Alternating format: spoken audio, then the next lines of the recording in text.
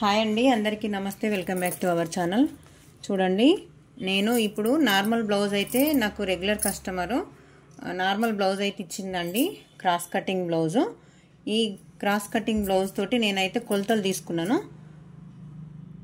ఈ కొలతలతోటి మనము బ్లౌజు అంటే బోట్ నెక్ బ్లౌజు ఎలా కట్ చేసుకోవాలనేది నేను క్లియర్గానైతే చూపిస్తానండి. వీడియోని ఎక్కడ స్కిప్ చేయకుండా చూడండి. స్కిప్ చేయకుండా చూస్తేనే మీకు వీడియో అనేది నేను ఎక్కడెక్కడ ఎటువంటి పాయింట్స్ చెప్తున్నాను అనేది మీకు అర్థమవుతుందండి. వీడియో కనుక నచ్చినట్టయితే ఖచ్చితంగా లైక్, షేర్ అండ్ సబ్స్క్రైబ్ అండి. నేను మీకు అర్థమయ్యే విధంగా చెప్తానని అనుకుంటున్నానండి. నాకు తెలిసినంత వరకు అయితే మీకు క్లియర్గా చెప్దామని అనుకుంటున్నాను.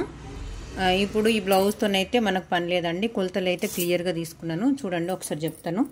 Waste loose 31, chest loose 36, neck back neck ఏమో 9 ఇంచెస్, ఫ్రంట్ నెక్ ఏమో 1.25 ఇంచులు, టోటల్ లెంత్ బ్లౌజ్ లెంత్ వచ్చేసి 14 అండి. Hand loose 11, arm round 16, hand length 10.5, chest point వచ్చేసి 10.5 అండి. నేను ఓన్లీ బ్యాక్ పార్ట్ మట్టుకే చూపిస్తా, ఎందుకనంటే ఇది బోట్ నెక్, మనకు బ్యాక్ పార్ట్ కటింగ్ ఎట్లా అనేది దాన్ని బట్టి మనం ఫ్రంట్ అనేది ఇంకొక నెక్స్ట్ వీడియోలో చూపిద్దామండి. లెంత్ ఎక్కువ అవుతుందని చెప్పేసి నేను ఓన్లీ బ్యాక్ పార్ట్ అయితే చూపిస్తానండి. ఇదే బ్లౌజ్కి ఇంకొక వీడియోతో నేను ఫ్రంట్ పార్ట్ కూడా చూపిస్తానండి. ఓకే అండి, వెళ్దాం. మరి ఇక్కడ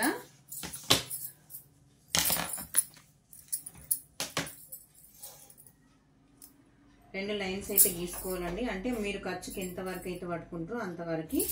లెంత్ టోటల్ లెంత్ 14 ఇంచెస్ ఉంది కాబట్టి నేను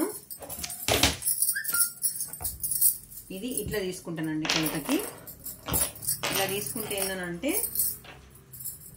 లెంత్ ఇక్కడ నుంచి ఇక్కడికి సరిపోతుందో లేదో చూసుకోవాలి. ఖర్చులకు వంగ ఈ టోటల్గా 17 వచ్చింది, సరిపోతుందండి. ఇక్కడ పైన కూడా మనం షోల్డర్ దగ్గర కూడా ఒక 2 లైన్స్ అయితే ఇలా గీసి పెట్టుకోవాలి. నేను ఖర్చు ఎంతవరకు అయితే పట్టుకుంటున్నానో అంతవరకు, మీరే ఎంతవరకు పట్టుకుంటా అనేది అది మీ ఇష్టం అండి. టోటల్ లెంత్ వచ్చేసి బ్లౌజ్ లెంత్ 14 అనుకున్నాం కదా, 14 ఇంచెస్ అండి. 14 ఇంచెస్ దగ్గర నుంచి ఒక మార్కింగ్ చేసేసుకొని కింద ఖర్చు కోసము ఇంకొక 1/2 ఇంచ్ వరకు మార్కింగ్ చేసేసుకోండి. మార్కింగ్ చేసుకున్న తర్వాత వేస్ట్ లూజ్ ఏమో 31 వచ్చింది. 31 ఇంచెస్ మీకు ఇదివరకు వీడియోలో కూడా చెప్పినానండి. ఇట్లా వచ్చినప్పుడు 4 భాగాలుగా చేసుకోండి. ఈజీ ప్రాసెస్లోనైతే చూపిస్తున్నానండి. ఇలా టేపును 4 మడతలు వేసుకోండి. అందులో 4 మడతల నుంచి ఒక లేయర్ ఒకటి తీసేసుకొని ఎక్కడి వరకు అయితే మడత వచ్చిందో కరెక్ట్గా తీసేసుకుంటే సరిపోతుందండి. 1.8 ఇంచులు ఉంది. 1.8 ఇంచులకి మనము డాట్స్ కోసం ఒక 1 ఇంచ్ యాడ్ చేసుకోవాలి.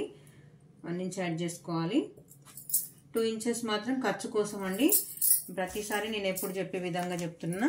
ఇక్కడ చెస్ట్ లూజ్ ఏమో 36ని మళ్ళీ 4 భాగాలుగా చేసుకోవాలి. 4 భాగాలు చేసుకుని టేపు ప్రతిసారి మడతేసిన దానికంటే 36/9 చేయండి. 9 చేస్తే 4 భాగాలు కదా, ఇది 9 వస్తుంది. 9 నల్ల 36 ఇట్లా 9 ఇంచెస్ అయితే వస్తుందండి. 9 ఇంచెస్ దగ్గర నుంచి ఒక 1/2 ఇంచు ఎక్స్ట్రా పెట్టుకోండి. 1/2 ఇంచు ఎక్స్ట్రా పెట్టుకుంటే పెద్దగా పోయేది ఏం లేదండి. అడ్జస్ట్మెంట్ మనము సైడ్ కుట్ల దగ్గర అడ్జస్ట్ చేసుకోవచ్చు. అలానే ఇక్కడ ఈ లైన్, ఈ మార్కింగ్ నుంచి ఈ మార్కింగ్ వరకు అయితే ఒక మార్కింగ్ చేసేసుకోండి. ఇక్కడ మనకు ఆర్మ్ రౌండ్ వచ్చేసి 8 వచ్చింది. ఆర్మ్ రౌండ్ 8 వచ్చినప్పుడు నేను ప్రతిసారి బోట్ నెక్ బ్లౌజ్లకి ఎంత షోల్డర్ తీసుకోవాలనంటే ఫుల్ షోల్డర్ అయితే కంపల్సరీగా అవసరం కదా. 8 ఇంచెస్ ఉన్నప్పుడు ఒక 1/2 ఇంచ్ తగ్గించుకోవాలండి. 7.5 వస్తుంది. 7.5 దగ్గర మార్కింగ్ చేసేసుకోవాలి. నెక్ దగ్గర ఒక 3.5 వరకు అయితే మార్కింగ్ చేసేసుకోండి.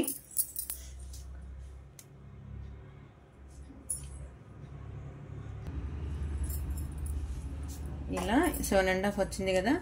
అయితే అసలు కరెక్ట్గా బోట్ నెక్ వాళ్ళకైనా కరెక్ట్ కొలత తీసుకోవాలంటే మాత్రం షోల్డర్ 3 ఇంచెసే ఉంటుందండి. తను మాత్రం షోల్డర్ అనేది నిండుగా రావాలని చెప్పని అన్నది కాబట్టి నేను 3.5 దగ్గరనైతే మార్కింగ్ చేసేసుకున్నా. ఇక్కడ మిగిలిన భాగం ఎంత అవుతుందో అంతవరకు ఇది నెక్ ప్రాపర్టీ. ఇక్కడ సేమ్ యాస్టీజ్ అండి 7.5 దగ్గర మార్కింగ్ చేసుకున్నాం కదా, అలానే 7.5 దగ్గర మార్కింగ్ చేసేసుకోండి. ఇక్కడ ఎక్స్ట్రా తీసుకోండి అవసరం లేదండి, ఎందుకంటే ఫుల్ షోల్డర్ తీసుకున్నాం కాబట్టి. డౌన్ కూడా సేమ్ యాస్టీజ్గా 7.5 తీసుకోండి. ఇలా మార్కింగ్ చేసేసుకోండి. మార్కింగ్ చేసేసుకున్న తర్వాత రౌండింగ్ అనేది కరెక్ట్గా రౌండ్ తీసుకోండి. ఇది కరెక్ట్గా మనకు వచ్చిన కొలత. ఇక్కడ ఒక 1/2 ఇంచ్ వరకు అయితే డౌన్ తీసేసుకోవాలి. బోట్ నెక్ బ్లౌజ్లకి కంపల్సరీగా ఒక 1/2 ఇంచు ఖచ్చితంగా మాత్రం డౌన్ అయితే ఉండాలండి, లేదంటే ఇక్కడ ముడత వస్తుంది, పట్టేసినట్టు అవుతుంది. డౌన్ అయితే కంపల్సరీగా ఉంచుకోవాలండి. ఇక్కడ నుంచి మనము ఆర్మ్ రౌండ్ కరెక్ట్ వచ్చిందా లేదో చూసుకుందాం. 8 రావాలి మనకి. చూడండి కరెక్ట్గా 8 ఇంచెస్ అయితే వచ్చింది. నెక్ ఏమో 4 ఇంచెస్ అన్నాం కదా, 4 ఇంచెస్ నుంచి బ్యాక్ ఏమో వాళ్ళు డ్రాప్ నెక్ పెట్టమని చెప్పింది. ఈ విధంగా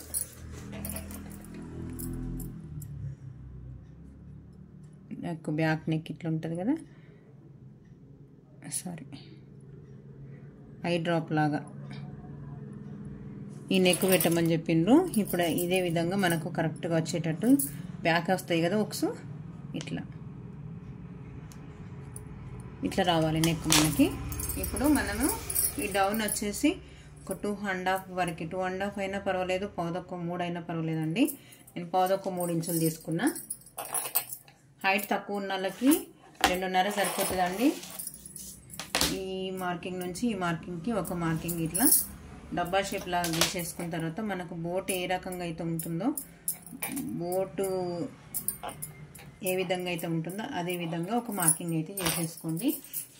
టోటల్ లెంత్ ఏమో మనకి 14 ఉంది, దాంట్లో నెక్ ఏమో 9 ఇంచెస్ ఉంది.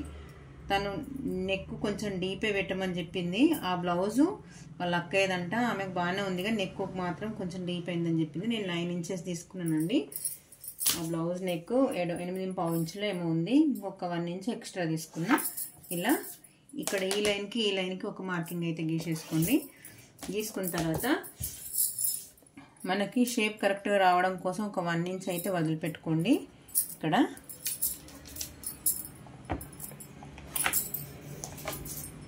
నెక్ మనకి ఇక్కడ షోల్డర్ దగ్గర, అంటే షోల్డర్ దగ్గర నుంచి పట్టేయకుండా ఉండడం కోసం కిందికి కొంచెము డౌన్ చేసుకుని, ఇది కిందికి అయితే ఎక్స్ట్రా మనం 1/3 ఇంచులు తీసుకున్నాం కదా, ఇక్కడ నుంచి ఇక్కడికి మనము యాస్టీజ్గా ఇట్లనే డ్రాప్ తీసినాం అనుకోండి.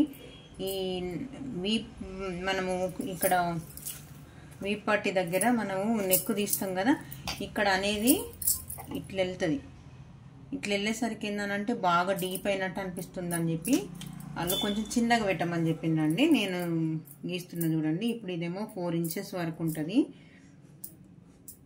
నార్మల్గా రావాలి, బాగా డీప్ అవసరం లేదు అని చెప్పని అన్నారు. మనకు డ్రాప్ షేప్ అయితే కరెక్ట్గా రావాలి, ఐ డ్రాప్ మాదిరిగా. ఇది బ్లౌజ్ మొత్తం స్టిచ్ చేసిన తర్వాత కూడా నేను కమ్యూనిటీలో పోస్ట్ చేస్తానండి. చూడండి ఇంతే అండి. మనకి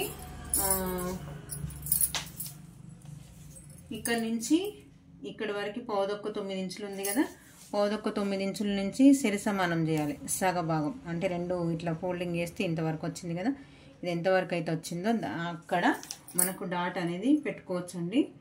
4.5కు ఒక పాయింట్ తక్కువ, ఇక్కడ డాట్ అనేది ఇక్కడ వస్తుంది.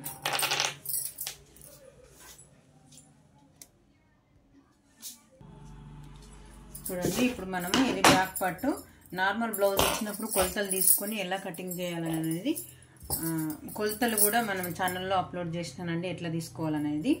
ఈ కొలతలతోటి నేనైతే బ్యాక్ పార్ట్ అయితే మార్కింగ్ చేసేసుకున్నా, కట్ చేసుకున్నామండి. ఇలా కొంచెం కోన్ అయితే కొంచెం క్రాస్కి వెళ్ళాలి. ఈ క్రాస్ ఎందుకనేది కూడా మన ఛానల్లో చెప్పినానండి. మనము సైడ్ స్టిచ్చెస్ అనేది బయటకు రాకుండా ఉండడం కోసము మనం డాట్ పట్టిన దగ్గర నుంచి అయితే కొంచెము క్రాస్ తీసుకుంటూ వెళ్ళాలి. ఈ డౌన్ అయితే మాత్రం ఖచ్చితంగా అండి, డౌన్ చేయకపోతే బ్లౌజ్ ఫిట్టింగ్ అస్సలు కుదరదు. ఓన్లీ బోట్ నెక్ బ్లౌజ్లకు, హై నెక్ బ్లౌజ్లకు మాత్రమే నేను చెప్పేది.